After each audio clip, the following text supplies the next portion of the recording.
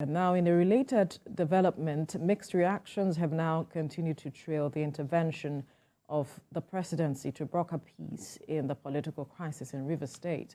At the center of the public debate on the matter are questions about the timing and motive of the agreement reached by both parties. Senior correspondent Uche Okoro has details. These resolutions to make peace between Governor Siminalayi Fubara and FCT Minister Nyesom Wike is a good move to ease tensions in Rivers State.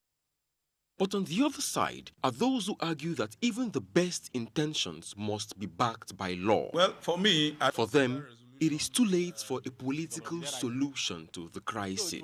Parties cannot, by mutual consent, legalize an illegality. You and I cannot have an agreement to commit a crime and now seek to enforce such an agreement. It's an agreement that is inherently void. It's a nullity. Because what the resolution seeks to do is to amend provisions of the Constitution, Section 109, subsection 1, paragraph G. Upcoming political scientists, the young ones, will never, or even lawyers and all that, and then those who are interested in policy will not understand the import of, defection as provided in the law. And so, but if, these things would have been allowed, to be tested in the court of competent jurisdiction, then at the end of the day, even up to Supreme Court, whether the cases were manipulated or not, then these ones would now become reference point for democracy to thrive. Topping the list of sensitive parts of the document are the potential return of 9 commissioners who resigned their positions and the fate of state lawmakers who defected from their original political party. You wouldn't have those who are part of your executive council, who are the major fulcrum of your executive council, not loyal to you. And so how do you drive? How does the governor take decision and then expect decisions to be obeyed, decisions to be implemented? And so it doesn't go that way. The Constitution has made it that once you defect, you lose your seat. So you don't lose your seat and go back and have a rethink and say, I'm coming back to take my seat. No. What will happen is that even if you redefect back to PDP, you're going back to the drawing board because there's going to be another by-election. So if you're interested in returning back, you have to go back to your party and lobby for sponsorship. All eyes would be on Rivers State to see how these resolutions would be implemented and what impact it would have on the relationship between the two main public officials behind the crisis. Uche Okoro, TVC News, Port Harcourt. Well, joining us in the studio is the Director, International Film and Broadcast Academy, and also the President, Directors Guild of Nigeria, Victor Ohai. Good morning.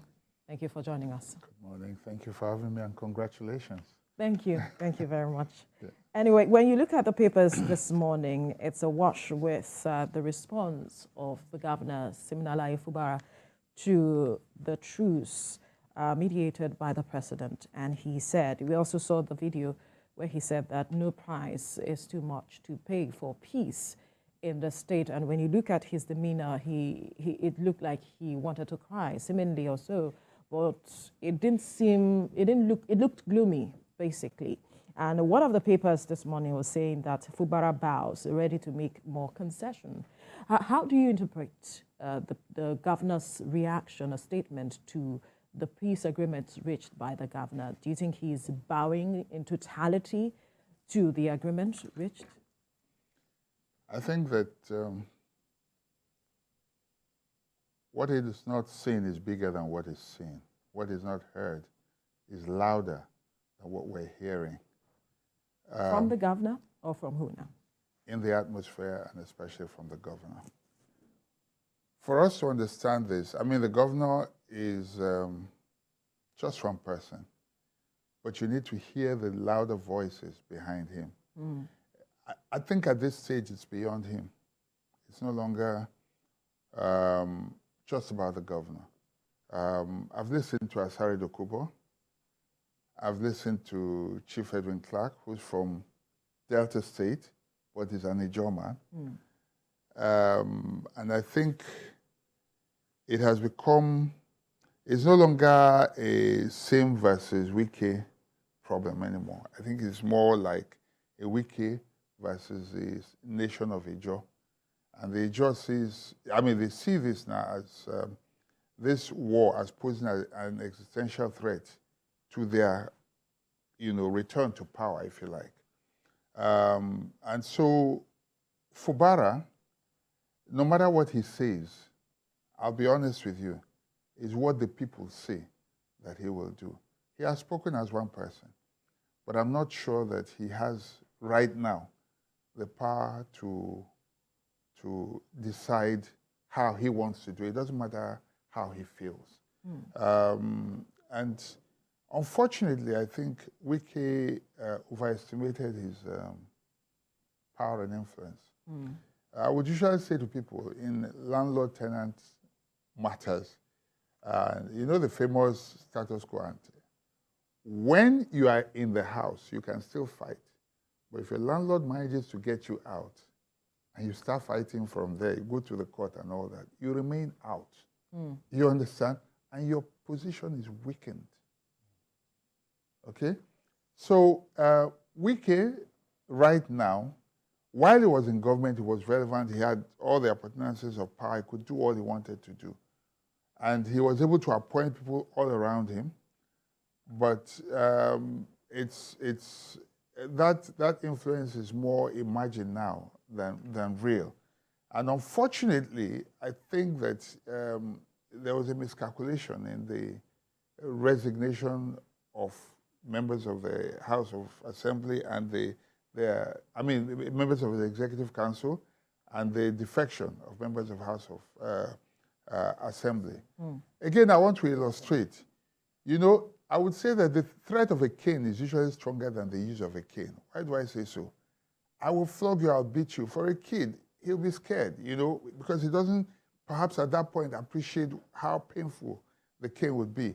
But the day you use that cane, you demystify it. And I would say if you look at an elder and you're saying, Egbon, every day, the day the guy looks you in the face and calls you by name, you have lost it. That is what has happened. Wike pushed his power too far. I must commend the president for being fatherly, acting like a statesman.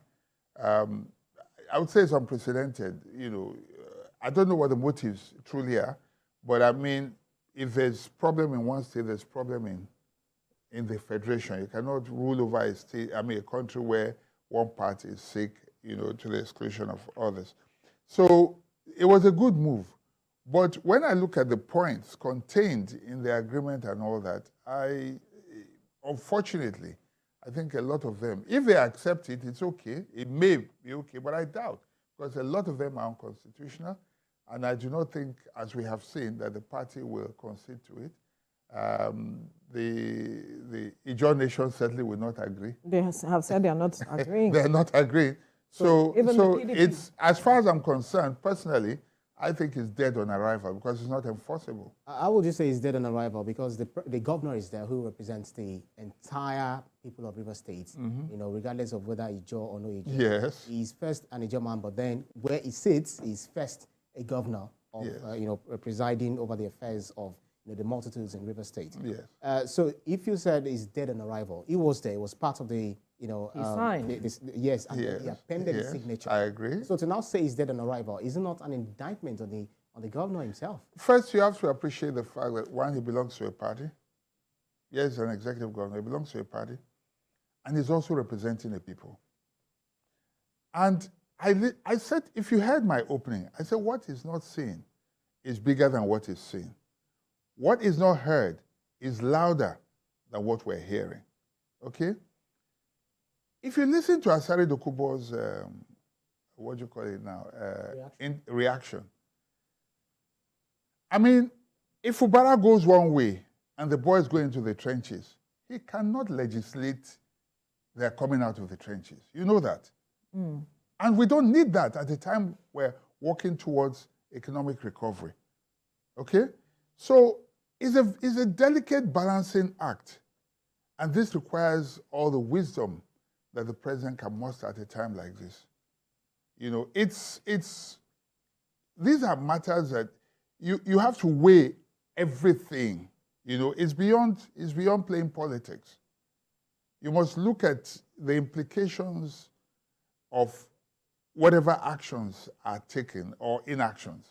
You know, it's bigger than what we're seeing. Are you saying that the president did not consider all of this before these 8 points? No, I think he acted. I think he acted in sincerity. But sometimes when you act, there are reactions. You understand?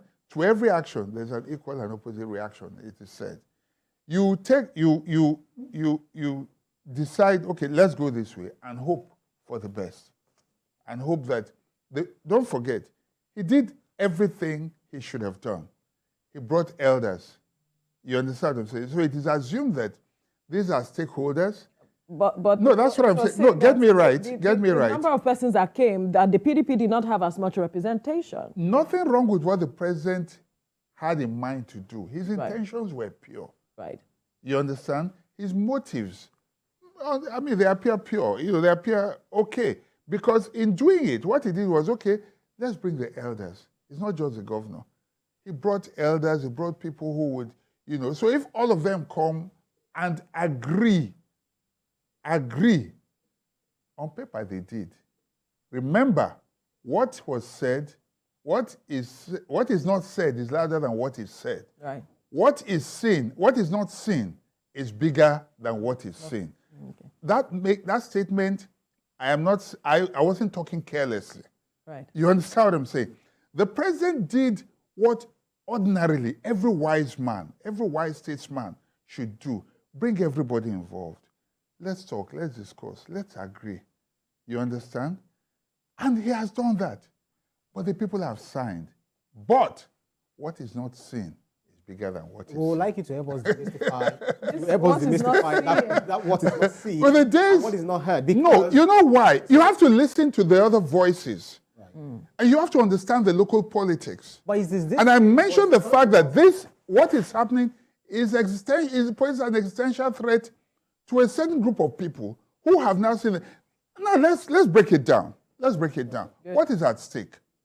Let's look at it. Let's break it down. 27 people have defected. Now you want to bring them back. First, it's unconstitutional. It's unconstitutional. It's strange to our laws.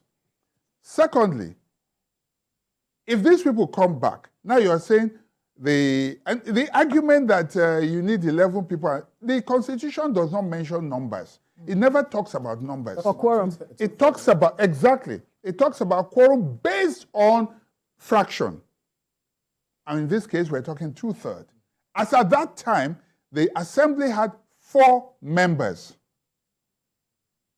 Do you understand what I'm saying? We have seen precedences. Edo State. Yes. So Edo State. As 32 members. It's not about, no, you're getting this wrong. If 27 people, God forbid, were to be dead today, what is the constitution of would you say the state will not go on? Those that are there, it's a number. It's a number. It's a percentage of the numbers, not it doesn't count. Those that, drafted the Constitution in their wisdom knew that things like this or things like that can happen. You understand? So let's break it down. So as at that time, there were 4. And based on that 4, a decision was taken. And there are precedences. Edo State is a case in point. You understand? Right. A similar situation happened in Edo State, and what happened? The governor has been ruling. Very fine. Until perhaps the last elections or so when new members were, elected. Well, that was considered as an aberration because of the antics that led to the remainders. It's not for me to judge. I'm not here giving opinions. My job is to analyze and throw up issues. It's for the public to reach their conclusion. I am not opinionated. I have no opinion. I just throw up the facts. Do you understand what I'm saying? Right. So the issue of Edo is a case in point. You understand? And not only that, the commissioners willingly resigned. Nobody forced them. Now, if the commissioners have resigned, now you want to bring back people whose loyalty may be in doubt. Nobody wants to work with the team. I mean, at least at the executive council. Just a minute. At the executive council level, even if not legislative, because that one is the representatives of the people. You cannot impose. Okay, you may have your wish list, but you cannot impose. But for the Executive Council, what the Constitution requires is that there must be a fair representation across. Every section must be represented. That's the number one. Okay? After that, the loyalty of that team, because it's a team you're putting together, not a group of people. Okay? The governor will be committing political harakiri or suicide by bringing back people whose loyalty are to someone else. Didn't he know this when he agreed for the former governor to buy him a form? That's right. And buy forms for every other person, because Wike will always say an agreement is an agreement. Means there was an agreement before Sim was brought on board. Thank you very much for bringing this up. Have you read the famous book by Oliver Goldsmith? She stoops to conquer. Politicians will stoop to conquer. We have seen it happens every day. It's in their DNA. They will do anything for power. We have seen people go and, we saw the case of Ngige. I could give you so many examples. You know, people will do anything. It is in the DNA of many politicians. I may not say all, but many of them will do anything to grab power. So, I mean, is it strange to you? If he did it, he probably did it because he wanted power. So he should have known that their loyalty was to the minister and not to him. No, but I think you need to understand that, you know, when they come in, they also have their agenda, which means you realize and then you have your plan. Say, okay, fine, I will do it. After a certain time, I'll be a man of my own. It happened in Edo State. Absolutely. You know, there are so many precedences. So, but if you are putting people and hoping that they will remain loyal to you and that they have no brain of their own, that outside power, you can continue to teleguide them. I mean, we saw the famous case of Ibadan, the Amala politician, what's his name now? The late Adedibu, you know, where he had hoped to continue to, you know, because he installed people. But don't forget that these are adults, educated, who are not babies. So they might stoop, but the ultimate aim is to conquer. So when you said that the resolution is dead on arrival, just as Chief Edwin Clark and the journalist Asari and so many others, are saying that, and the body of SANS, many lawyers have said the same thing. So do you not feel that we are just beating the symptoms? We're not actually talking about the root cause, because she alluded to the fact that the commissioners who resigned were anointed candidates of anointed members of Governor Wike, former Governor Wike, who were loyal to him. He himself, as the governor, loyal to Governor Wike, who were not there when they sat together, having their own memorandum of understanding before he did the fronting, the talking, the agreement and all of that. Can I ask you a question? Sorry, I'm heading to a point, and then you definitely ask the question. No, but then we are here to ask you the question. No, I mean, a question could be but we don't even know the root cause of the problem. So it's difficult to tell whether the resolution was in order or not, because the governor, he himself, was there before he appended his signature. I don't understand this question, and I'll tell you why. Who do you swear to in the Constitution, in the oath of office? Allegiance is to who? It's to the state. So what are we talking about? What is an agreement? Against the people? You don't do that. Isn't that in He's an sworn. ideal situation? He's sworn. Isn't that in an ideal situation? Because the kind of politics. So you agree that that the situation is not ideal? Well, that is the reality. That's the reality. Yeah. So what are we talking about? So why would everything is absurd, abnormal, and not ideal? So what normalcy are you expecting here? Why would you expect anybody to keep an agreement in a situation that is not ideal, where everything is crooked? You can't build something upon nothing. You can't. So fighting, that's what I'm saying, is the same thing we are saying that. It's not this, maybe, let me hear you before you when we are now saying that, this resolution is, because before the president intervened, we are all aware that the John Nation, everyone from left, right, corner, and center was saying that the president should intervene. And he did. But after the intervention, I've commended the president for what he did. I'm not saying you didn't commend. Yeah, no, hear me, and I'll tell you why. I said he did what any wise person would do under normal circumstances. He brought the elders. He didn't just bring the two parties. That's right. He did what anybody should do. But I will come back again. What is not seen is bigger than what is seen. What is not heard is louder than what we are hearing. Help us demystify. I have said it. So perhaps because we have limited time, let's make judicious use of the limited time that we have on our hands. This matter has taken an ethnic coloration dimension, as it is, like as rightly pointed out. But it seems like a political solution, which was what some were looking at to resolve this matter, is no longer what can resolve this whole issue. How do you think this whole issue can be resolved based on what you are talking about? What is not seen, what is not heard, being bigger? I think it's simple. Wike should concentrate on the 37th state. He cannot rule 2 states. Okay? The problem is the interference in the local politics. Of course, he's a stakeholder in Rivers State, but interfering in another state's affairs while ruling another state, whether we like it or not. Abuja is like the 37th state of Nigeria. Wike should stay focused and leave the local politics of Rivers to the Rivers people. If he does that, there will be peace. Let him concentrate on fulfilling the mandate that the president has given to him, serving the people of Nigeria and the people of the Federal Capital Territory in the FCT. He should just focus on that, and he should agree and admit the fact that he is no longer in charge in Rivers State. He's talking about structures. Unfortunately, by himself, he has dismantled the structure. He has demystified whatever. What is this structure? He talked about structure, not me. Yes. He keeps talking about his own structure, that he must protect his structure. But he has demystified it. He has broken it down. He has destroyed it by himself. You know, remember, the threat of the cane is stronger than the cane. There you go. Unfortunately, he used the cane. Unfortunately, he allowed the person calling him Egbon to now call him Wike, which the minute that happens, right, you lose it all. So you believe that the last has not been heard as regards the crisis in Rivers State, that it's quite regenerative. The president had intervened. I think it's almost at an end right now because of these last few things I said to you.